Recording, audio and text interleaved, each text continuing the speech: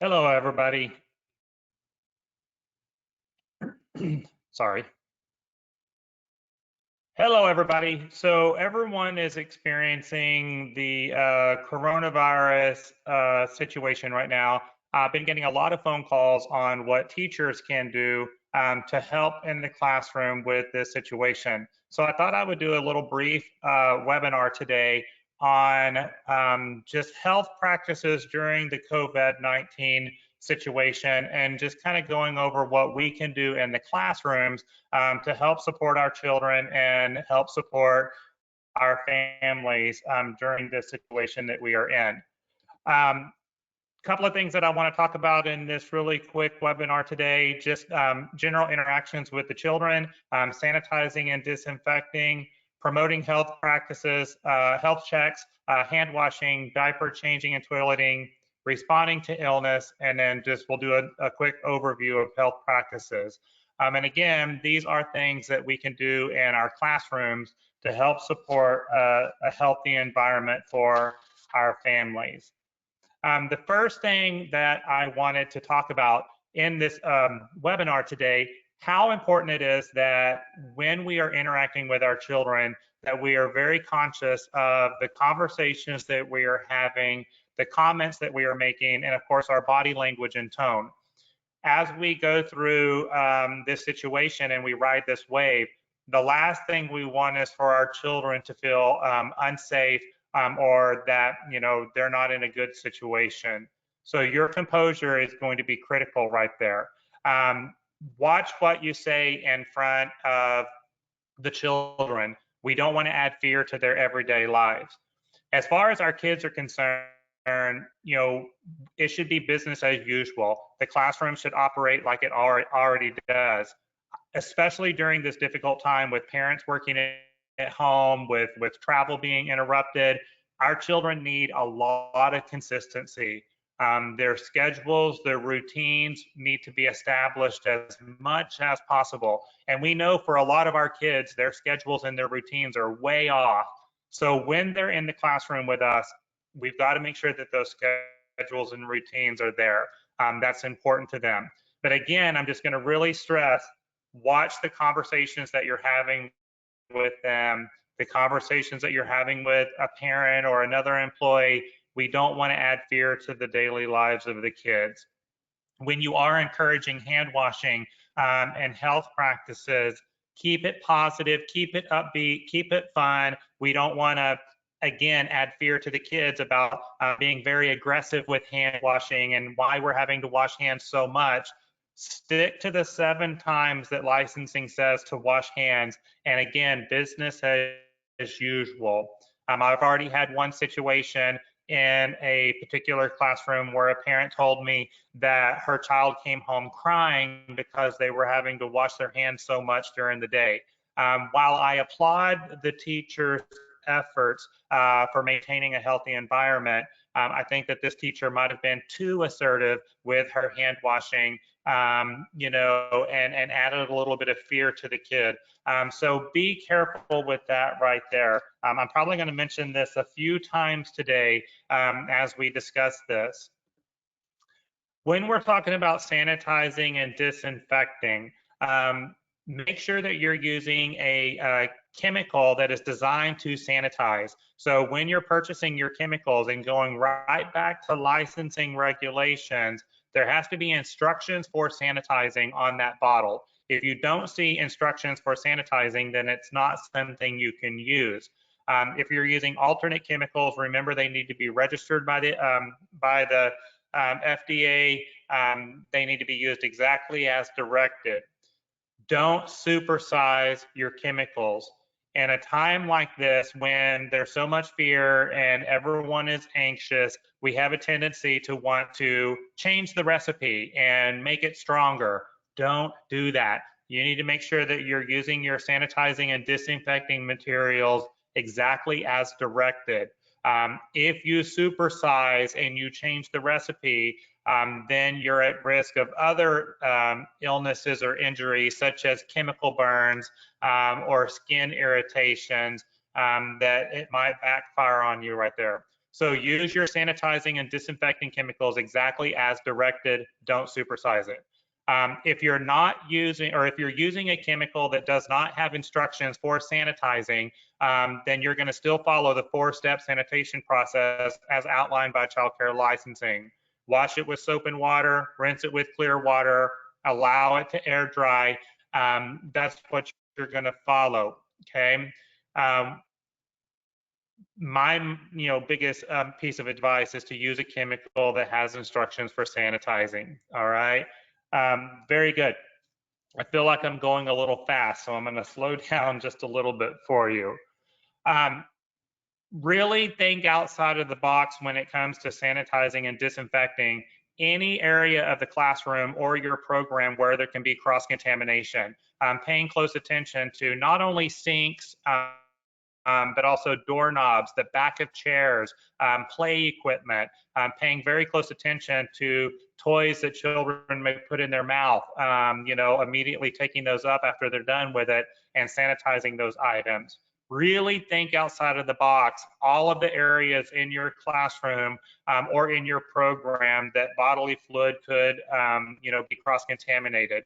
Outside of the classroom, the playground equipment, the hallways, if you have a common area, if you have an indoor gym or playroom, all of these things you need to be looking at. I would get together as a school family and really have a conversation about all of the areas of your program that could come into contact with a bodily fluid, and that needs to be sanitized and disinfected throughout the day. There you go. When, of course, everyone during this coronavirus situation, you've received a notification from child care licensing on illness exclusion and which children we can admit into our program. While it's very important that we continue to follow our illness exclusion guidelines to a T, you need to make an evident effort that you're going above and beyond.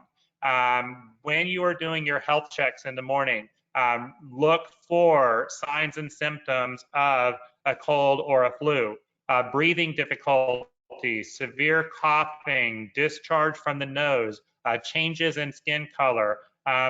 But you want to do this in a way when you're performing health checks, you don't want the child to feel shamed or indifferent. All right. So giving the child a hug so that you can feel their cheeks or their forehead. Now, of course, right now, licensing is requiring us to check the children's temperature before we can admit them into our program. Again, let's do this in a way that's fun, that's not alarming to the child, that's not going to add fear to their situation. All right. Especially with the licensing guidelines right now, not to let parents into the program. That's a little scary for the transition, being dropped off at the front door. Not only are they being dropped off at the front door and mom and dad are not allowed in, but then we're sticking a thermometer in their ear or on their forehead.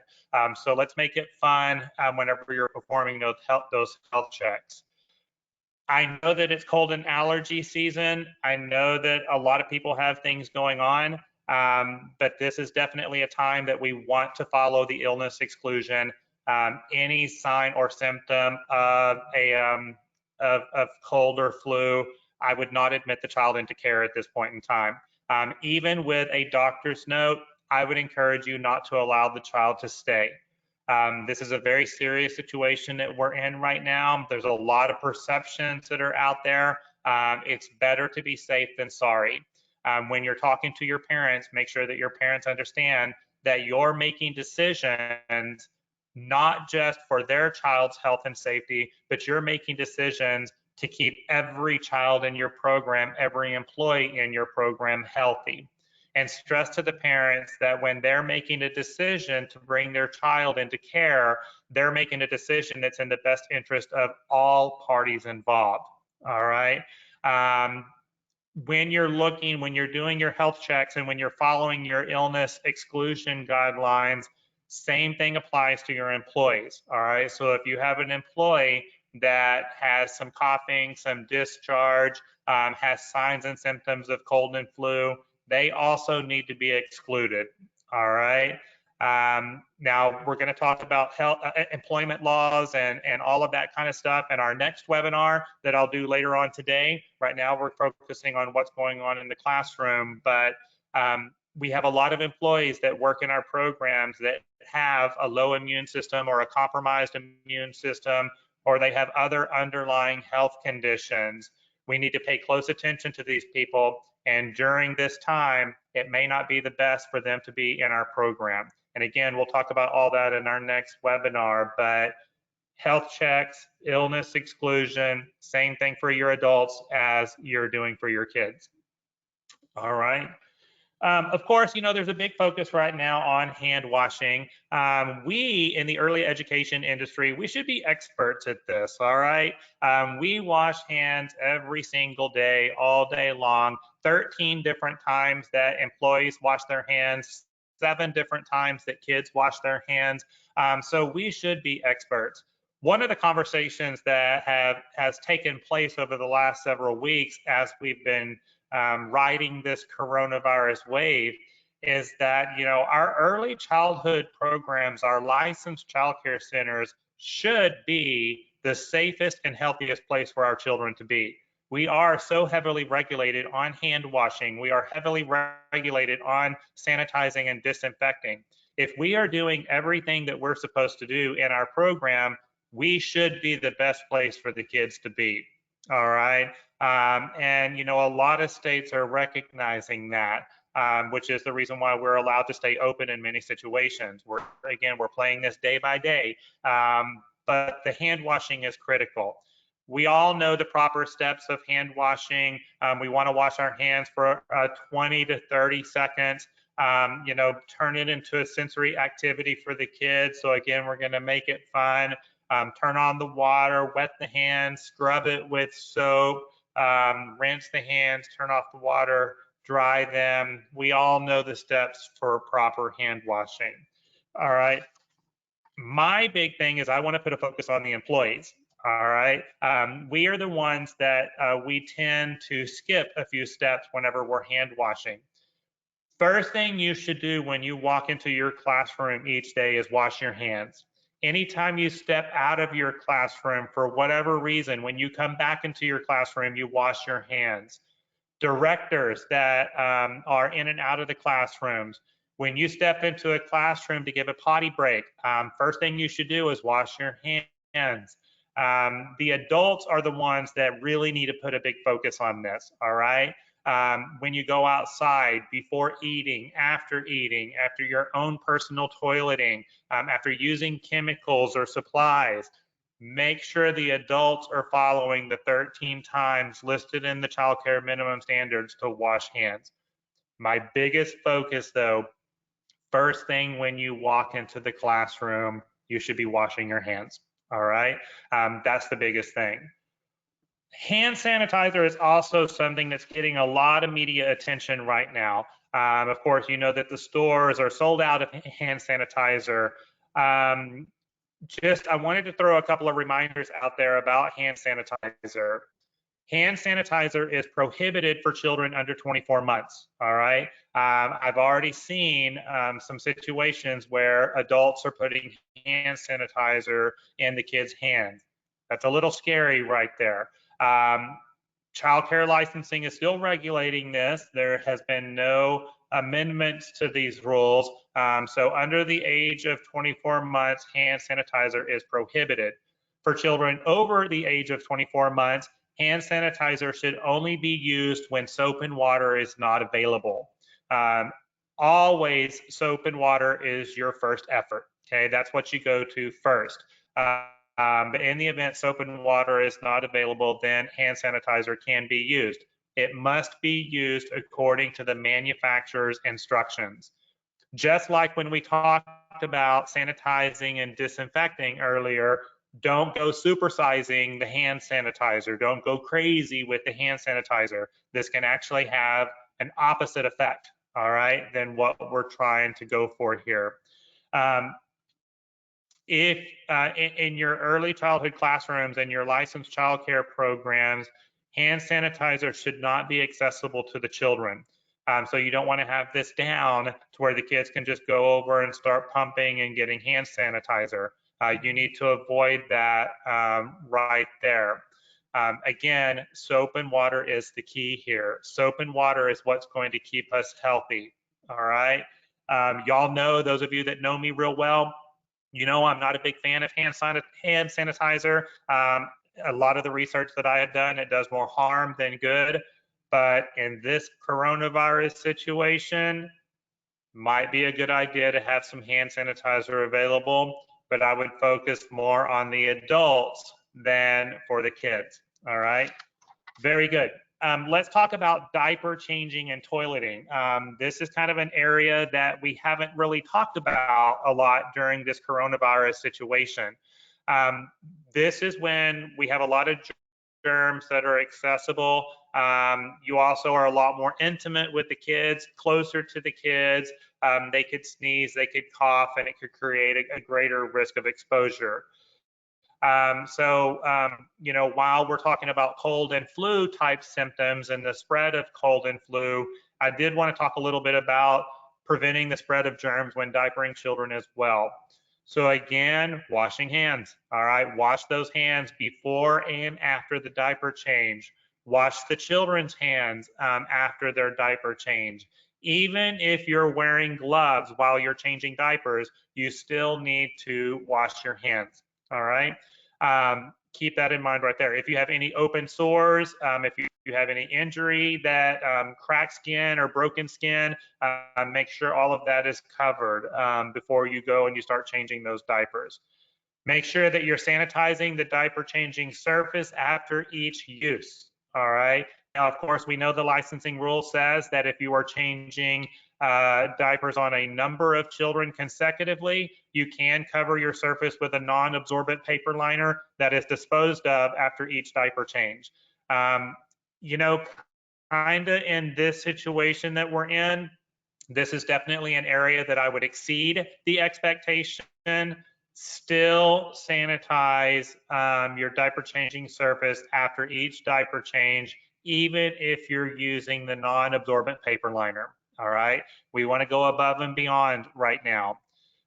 When you are placing diapers in your diaper pail, make sure that it's covered. I would probably take those diapers out to the dumpster as often as possible right now. So again, going above and beyond what we normally practice right here. I'm going to go back again to responding to illness and illness exclusion, because this is the biggest, you know, the hardest part about what we're going through right now, and probably the biggest focus that we need to look at. Do we allow children into our programs that are showing signs and symptoms, even if it is common allergies or everyday illnesses? Here's what I've been instructing people to do. If you're questioning whether or not the child should stay, then they shouldn't stay. All right. So if there's any doubt or any question in your mind, is a child allowed to stay today with this runny nose or this cough? If you're having to think about it, they shouldn't stay. All right. Remember, right now you are responsible for the health and safety of not only that child, but every child in your program and the employees. Right now, we just can't take the risk. And when we talk about liability, especially if you do have a situation where a child in your program does test positive for coronavirus, you're going to want to make it evident that you went above and beyond your health practices to keep everyone healthy and safe. So definitely want to follow the illness exclusion guidelines put out by licensing. And hopefully your parents will understand that you're making every effort to keep everyone healthy. Once again, even if you get a note from a healthcare professional, right now for the next couple of weeks, I would still exclude. And you have every right to do that, all right? If the child is actually tested for coronavirus and the test comes back negative, then I think that's a case-by-case basis and you can talk about that. But if they don't do a test and the healthcare professional just writes the note, I would still exclude, all right?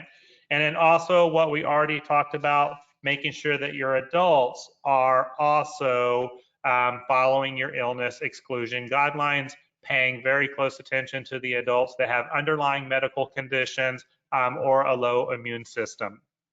All right. All right, very quick overview right here. We talked about hand washing, hand washing, hand washing. Children, adults, when you first come into the program, when the children first arrive into the program, when directors are giving bathroom breaks or lunch breaks, we're washing those hands. Using personal protection devices, tissues, gloves when you're handling bodily fluid. Let's talk about masks for just a moment, because you see people on TV and you see people around town wearing the mask.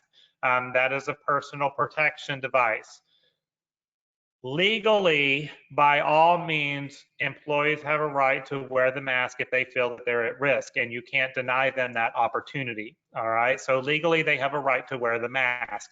However, I'm going to ask that you be very conscious of the message that you're sending here.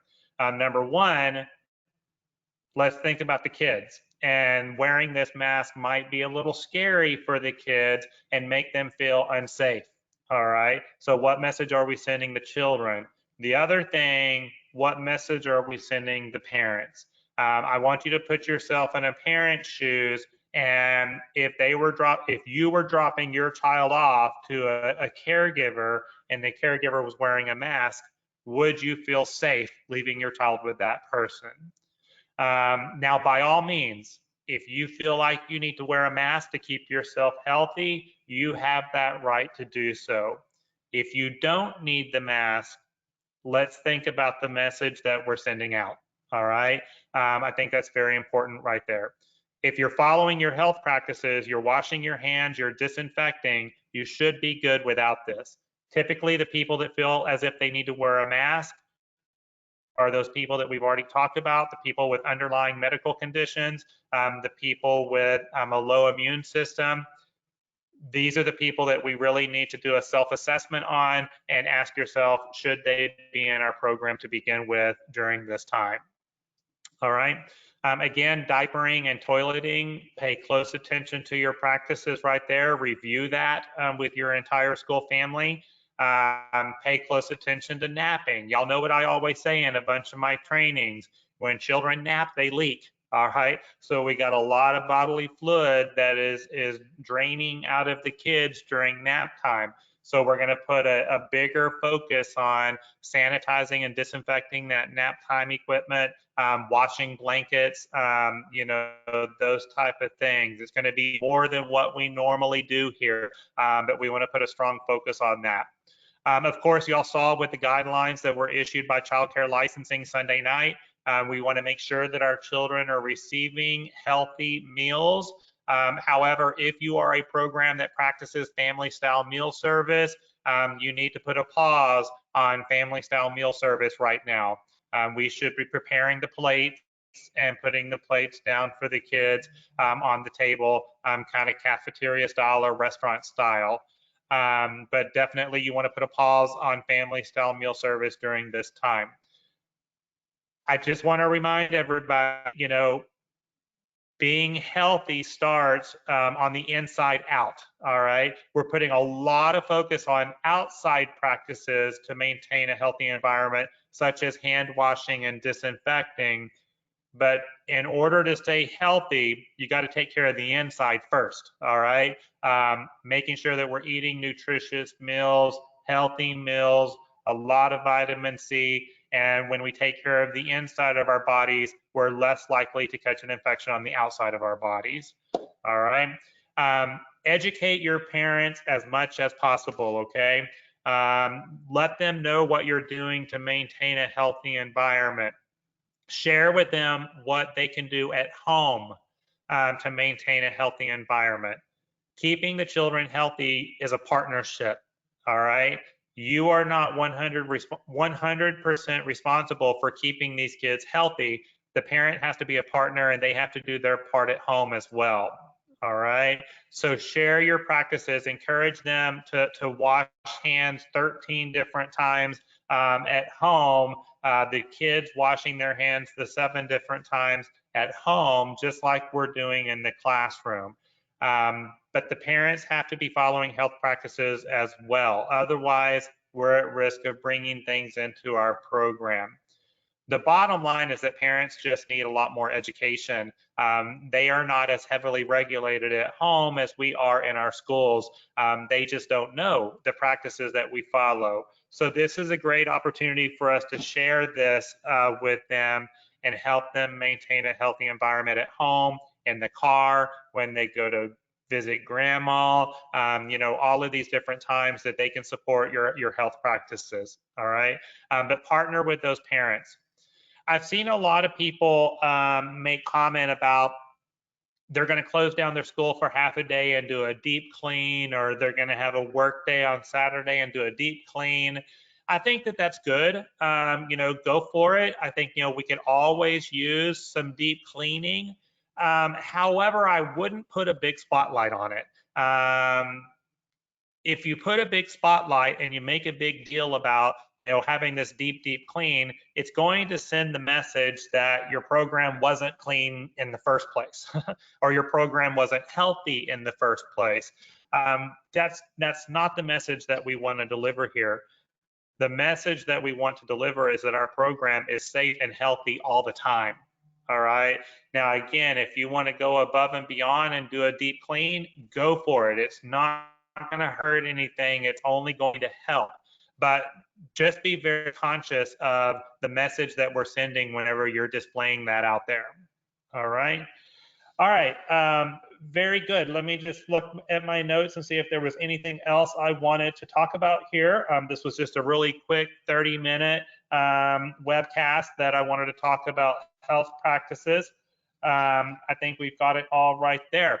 As always, if you have any questions, you can email me at timtym@timthetrainer.com. We'll be happy to help you out as much as possible.